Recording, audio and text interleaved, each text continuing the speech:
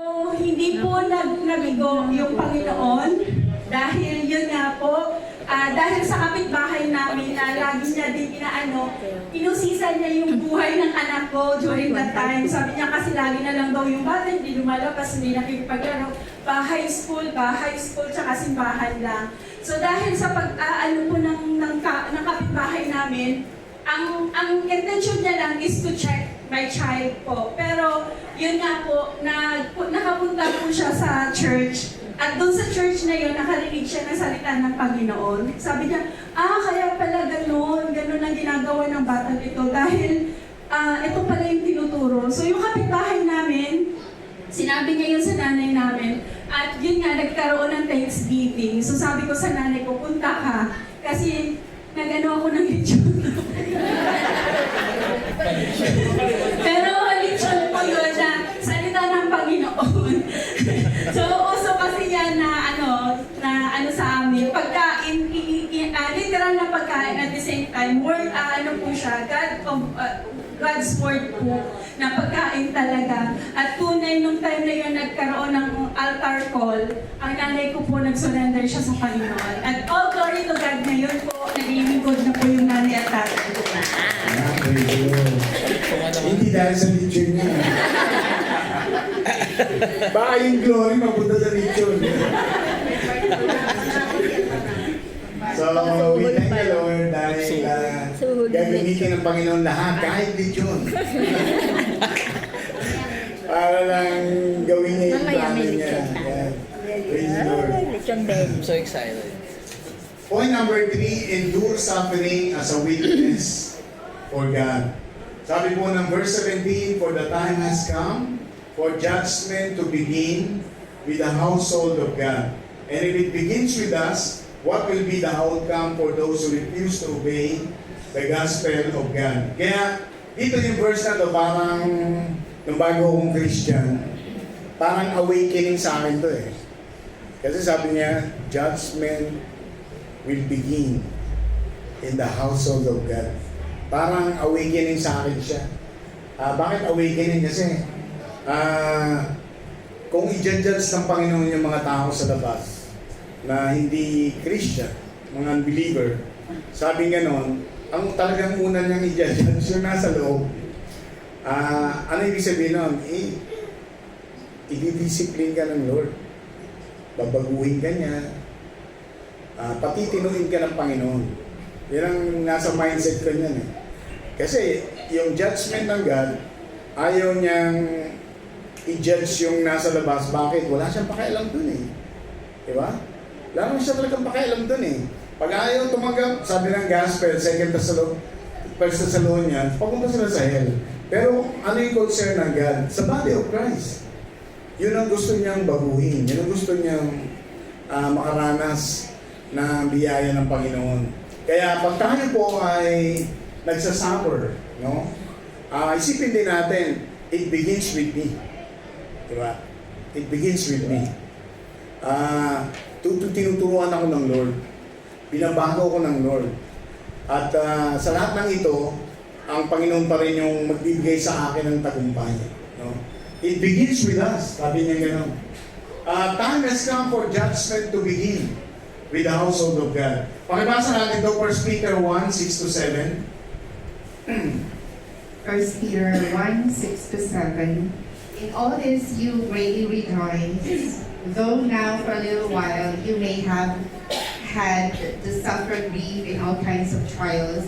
These has come so that the proven genuineness of your faith, of greater worth than gold, which perishes even though refined by fire, may result in praise, glory, and honor when Jesus Christ is revealed. Yan, so maganda po yun, di ba? Yung kahit anong lahat ng klase ng trial ay pwedeng dumanas tayo, pero parang dumadaan lang siya katulad ng gold na nagkakaroon ng refining. Ibig sabihin, pag dumaan ka sa trial bilang Christian, lalo ka lang kikinan, no? Parang yung mukha mo, hindi ka sumisipangot. Lalo ka lang nagiging masaya lagi. Tingnan niya yung katabi niyo. Mukha na bang kumikinang yan? Oily. Dapat kumikinang na yan. Baka gumagamit ng mga ano yan. Oily ba? Oily. Grabe kayo sa Mga akin. serum. Serum. Mga serum na ngayon. Yes. Grabe kayo sa akin. So, para lang tayong dumadaan na katulad ng ginto na nire-refine ng Lord for His greater glory. Ang isa pang point dito, sabi ng 2 Corinthians chapter 13 verse 5, examine yourselves as to whether you are in the faith. Test yourselves. Do you not know yourself that Jesus Christ is in you? Maganda rin to kasi sabi niya, endure suffering as a witness for God. Kaya sabi nga kanina, pag ikaw ay Christian, normal lang sa iyo na magsasuffer ka. Kasi it's a test of your faith. Baka hindi nila nakikita na nabubuhay tayo na Kristiyano. Kaya test of our faith. Sabi nga nun, the just shall live by faith. Kung nabubuhay tayo ayon sa pananampalataya natin, nakikita nila yung buhay natin, ipe-persecute ka nila. No? Sigurado yun, magsasuffer ka. So it's a test of our faith. No? Kaya normal lang sa atin yun na sitayin tayo minsan, sabihan tayo, against our faith, against Jesus, kasi we are Christian. We are a witness of Christ. What do you think we need to pray when a Christian is suffering as part of his consequences against sin? Ito, iba naman to.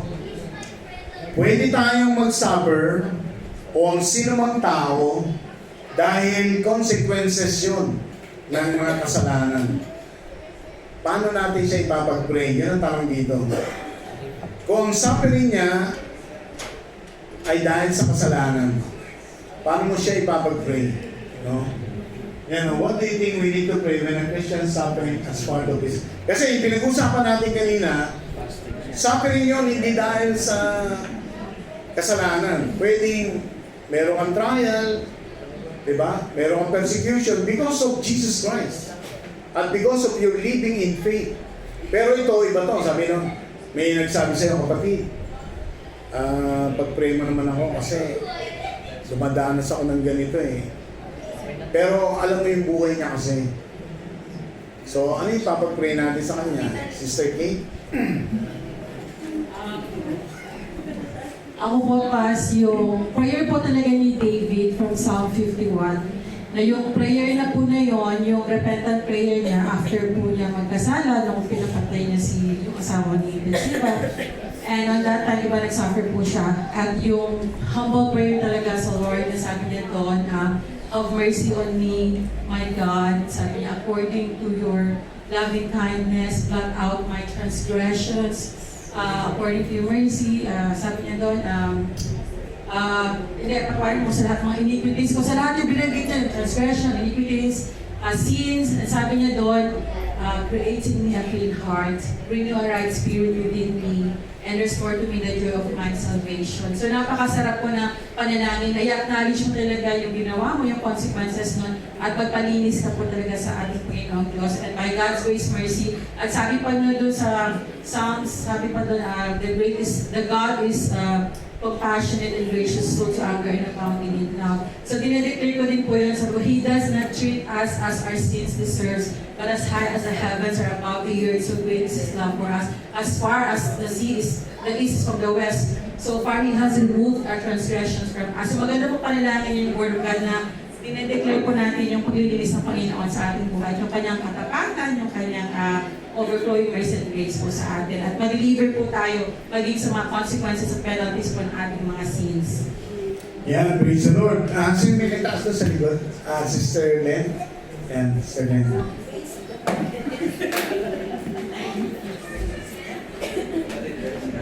Actually, nasabi na po halos ni Sister Kate yung gusto ko isabihin. Pero yung siguro po ipag-pray na lang din po natin kung paano po i-endure yung ating kapatid or tayo din sa sarili natin yung sufferings na pinagdadaanan para po maipakita din natin sa ating mga kapatiran or sa ating mga kapamilyar kaibigan na nakakakilala sa atin that ang ating Panginoong Jesus ang nananahan sa atin na hindi tayo bibigay dahil alam natin na kasama natin ang ating Panginoon that we are standing still.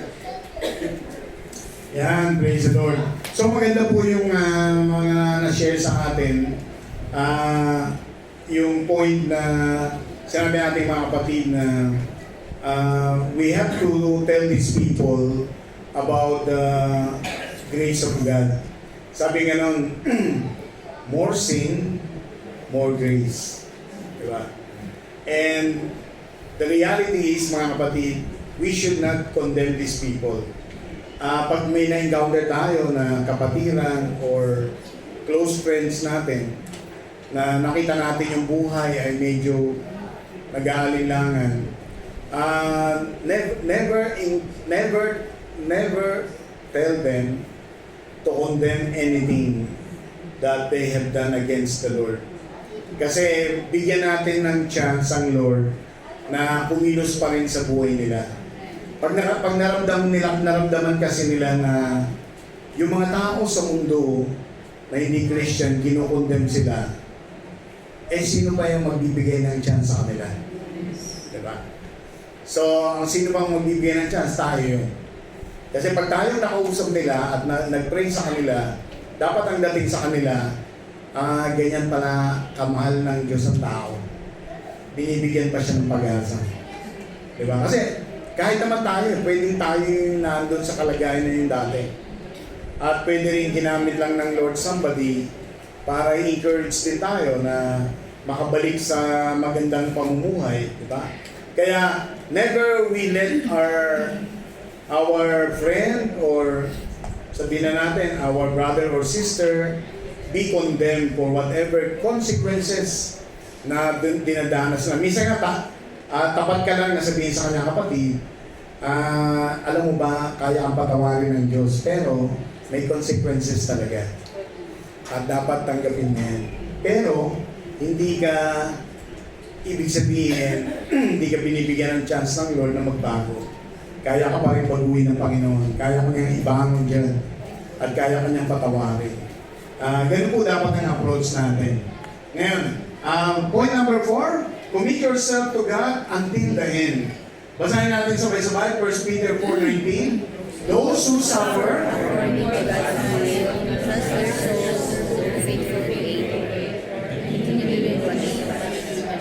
so dito po sa 1 Peter 4:19, maliwanag dito, those who suffer according to God's will. Ibig sabihin, hindi ito nagsasuffer dahil sa paggawa ng kasalanan. Magkaiba po siya. No?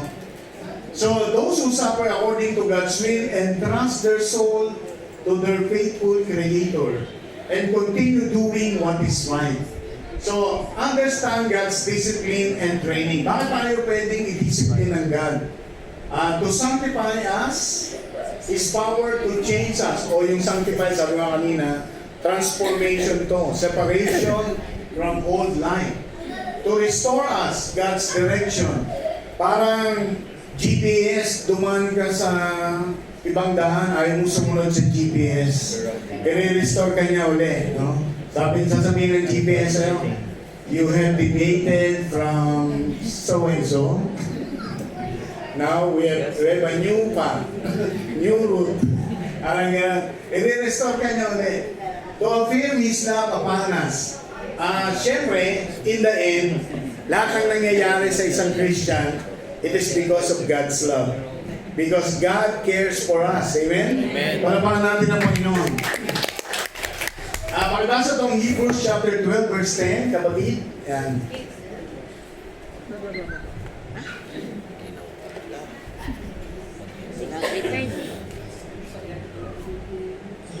Hebrews chapter 12 verse 10, they disciplined us for a little while as they thought best, but God disciplines us for our good in order that we may share in His holiness.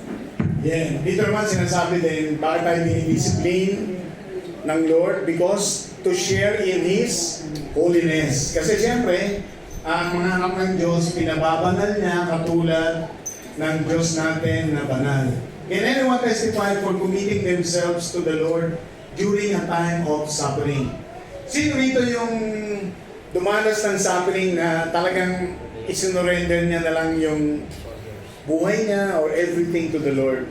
Parang sabihin na natin, at the point na parang you don't know what to do. You don't know what to decide. Sa Copas. Yan. Ano, mahaba na po yung aking suffering journey sa aking buhay. Although, alam niyo po yun, even yung shame na sabihin mo bilang isang father, saka yung husband, parang nararanasan ko po siya. Pero,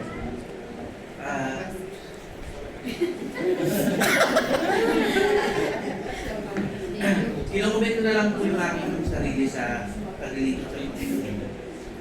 Lagi ko sinasabi yung buhay na ito ay walang pupuntahan sa Panginoon. Kaya po, kahit po, alam mo yung mahirap, nagpapatuloy po kasi, kaya mo, may pangako ang Panginoon. Sabi nga po niya kanina, siguro yung time ay hindi pa. speaker. Yung time ay hindi pa. Matagal daw sa minutes na yung time. So, I know God is working. Okay? I know na meron inihanda ang Diyos sa amin. And I know that He will continue to deliver us.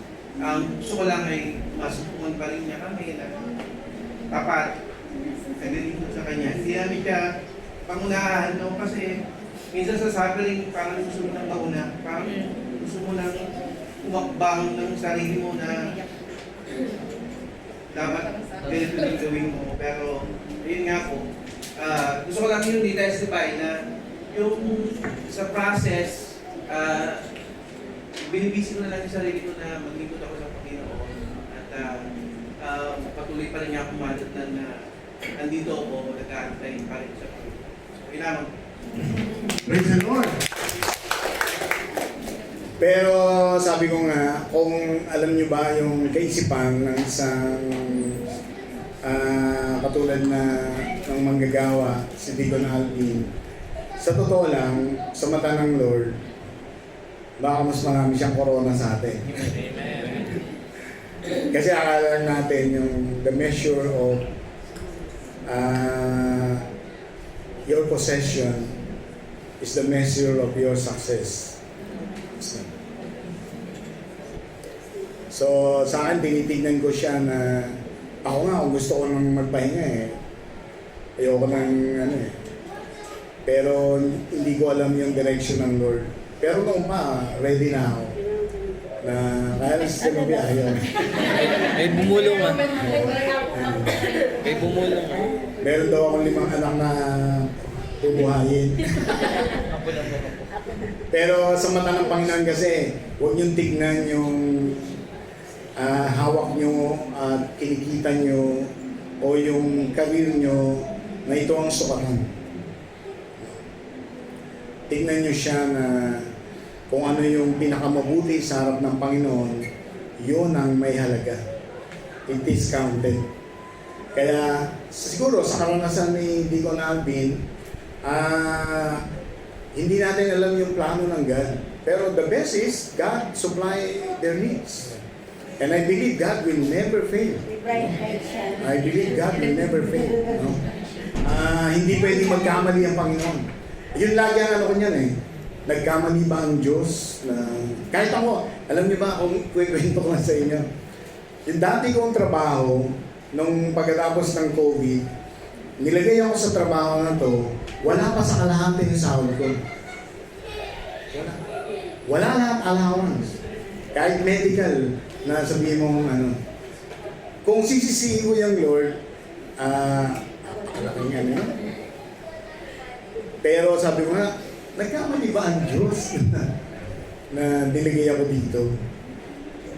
Kasi hindi pwede magkamali yung God Kaya kung baga sa sumusunod na lang ako kung saan niya ako dinala. Kung baga parang ganun. So, in the end, hindi ko siya nagigain yung material o financial na nagigain ko siya dati. Wala pa siya sa kalahati. Sa totoo lang.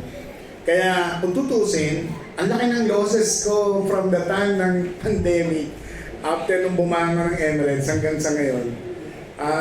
Pag inisip ko yung buwan-buwan, magkakaroon ako ng pero wala akong pinagsisisihan. At wala akong siguro masabi na I am losing a lot of money. because of that what happened. No? Inisip ko na lang, it is the will of God kung saan niya ako dinala at nagsusupply ang Lord sa pangangailangan namin. And pag dumating ang Panginoon, praise the Lord, dumating na siya. Di ba? Ayun lang ang masasabi ko. Kaya, let's all entrust to the Lord. Sabi nga, yung commitment natin, whatever, no? Nasa atin ngayon, kumbaga sa ano, we entrust it to the sovereignty and power of God na kung ano yung plano niya sa atin. Hindi natin alam lahat yun, pero ang plano ng Lord laging mabuti. At kailanman, hindi siya pwedeng magkamali. Amen? Palapakan natin ang Panginoon. So in conclusion, sabi dito, Christian sufferings are temporary under His care. Sabay-sabay natin basahin. But the God of all grace, who had called us unto His eternal glory by Christ Jesus, after that you have suffered a while, make you perfect, establish, strengthen, and settle you. So yung promise ng God, kahit ano pa yung danasin natin, sabihin natin kakulangan, trial, pagsasuffer, sabi niya, unang-una sabi niya ano, is just a while. It will never end na permanent. No, it will never. Sabi nga, it's just a while, and the intention of God is to perfect you, to mature you, to grow. Sabi nga, to establish you, to strengthen you, and settle you. Ibig sabihin, wherever we are, God has always a purpose. And that purpose will be His plan, not our plan. No? Kaya po, Christian sufferings are just temporary, but everything is under His care. Amen? Palapakan natin ang Panginoon. Basahin natin itong prayer item. I pray that God will strengthen us to endure